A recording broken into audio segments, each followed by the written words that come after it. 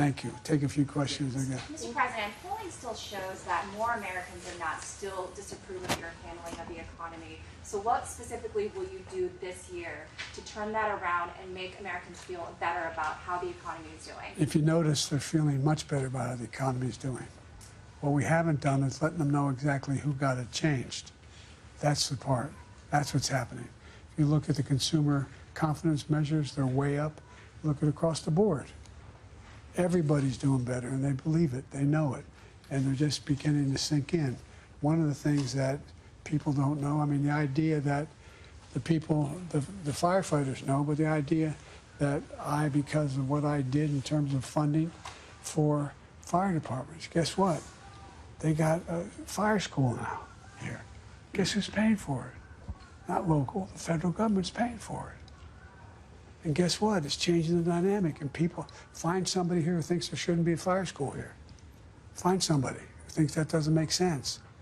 And it's going to save money over time because you're going to save property, you're going to save lives, you're going to save a lot of things. And so it's a matter of this. None of what we passed was able, and I knew it when I proposed it. Remember when I proposed the infrastructure bill? And I said it's going to be over $350 billion. And you all looked at me like I've taken leave of my senses. Well, I never thought it's going to take time. It's starting to sink into people what's happening. Same way with the healthcare piece. All of a sudden, people realize, my God, not only insulin going down, we're going to have 15 more drugs where now they're going to be able to negotiate the price. Prices are going to come down dramatically. And if you have a prescription drug from an American company, you give me that drug, I'll go have it. You give me that prescription, I'll have it filled in Toronto or London or Brazil. Guess what? It costs a hell of a lot less. Same company, same outfit. And the last thing is, one of the things that's going to have an impact is, and I know it doesn't matter to you guys, I'm being facetious, I shouldn't kid like that, but when you want to call and check the balance on your account, you get charged $30. Is that fair?